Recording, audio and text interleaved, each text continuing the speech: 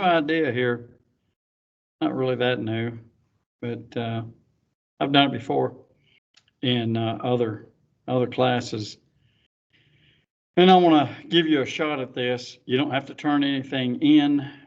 This is not graded, uh, but you've been hearing about all these different therapies. And I'm sure that you who are doing your internship who are in my internship class, have dealt with some probably similar kind of set of circumstances. But I'm going to give you a real life uh, client's diagnosis. No, I'm not going to give you the diagnosis. I'm going to give you the elements. And I want you to see what therapy you think might work and how you would apply it. And again, this is not for an assignment to be turned in or for an assignment that's graded. It's just kind of an illustration of the field that you're headed into, how much there is out there. There's a lot of hurting people out there. So I'm going to try to remember all these. I didn't write it down. It's been from years ago. I'll probably leave half of it out. But I'm going to give you her presentation from the questionnaire, or not from the questionnaire. I'm sorry, the terminology has changed. At any rate, I'm going to tell you all about her, and then you see what you think would work, and if you feel like emailing it to me just as a point of discussion, that'd be fine, but you're not obligated to. So here we go. I call her Miss X. How's that? Mrs. X. Mrs. X is 60, 61.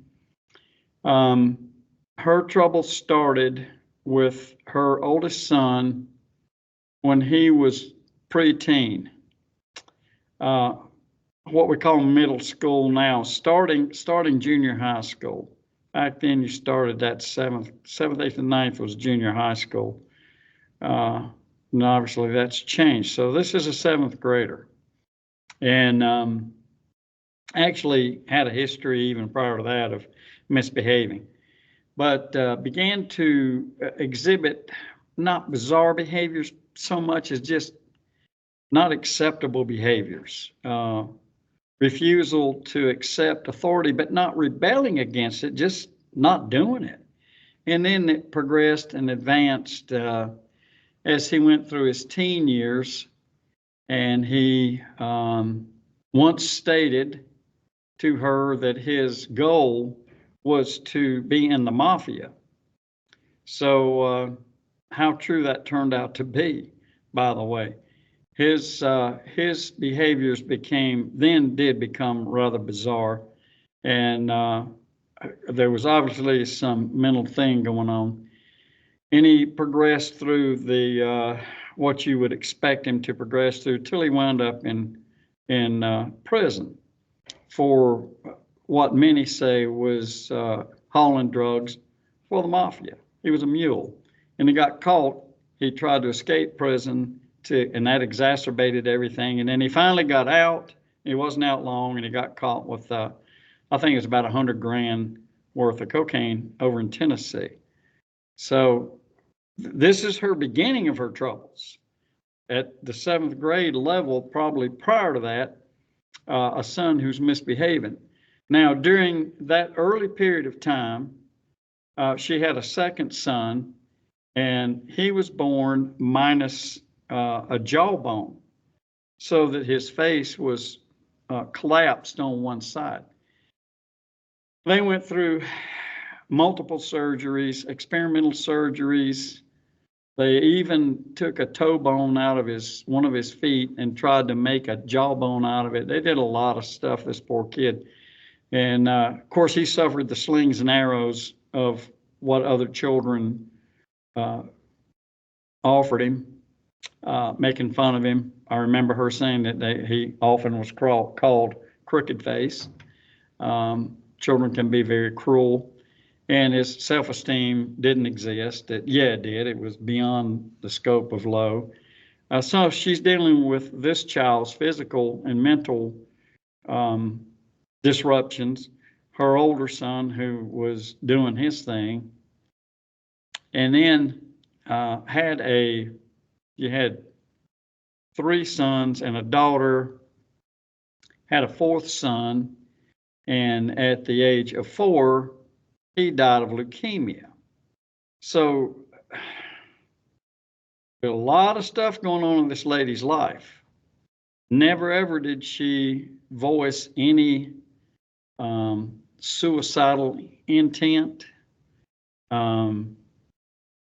She just dealt with it, but it finally became too much. I think the death of the youngest child most likely was a trigger point for her. I'm not going to use all the terminologies that you already know, because that would be preaching to the choir. So her question that she wants answered, or wanted answered, this is from years back, is why? Why? And that was the only question she ever wanted answered. Why? So with all that in mind, and there's more, I just can't remember. Oh, and her husband cheated on her. Yeah, I forgot about that. He was, back in those times, there were still people called traveling salesmen who went around a territorial area, like this fellow north in South Carolina, and he sold staple guns, industrial strength set staple guns, spring powered, not the hydraulic deals. And he had loose morals, and at least he wasn't a drunk. That could have been another exasperation. Oh, I'm glad I said that, because her brother was an alcoholic, which added to the problem because he was a bad alcoholic. And so she dealt with that as well. They all lived in the same town. So here's this lady with just a boatload of baggage, and one question: why? Why me? And I don't have an answer. Who can answer that? So mull that over and look at the, for you who are not interns, look at the therapies that we've discussed, that you've read about, and for you interns, mull that over. What would you do if you had that presented to you in your at the various agencies where you're working? How would you handle that? Pretty tough. Okay, I'm going to try to find the off button here. I'm not using Camtasia today. I'm using something different, and I found it. So take care.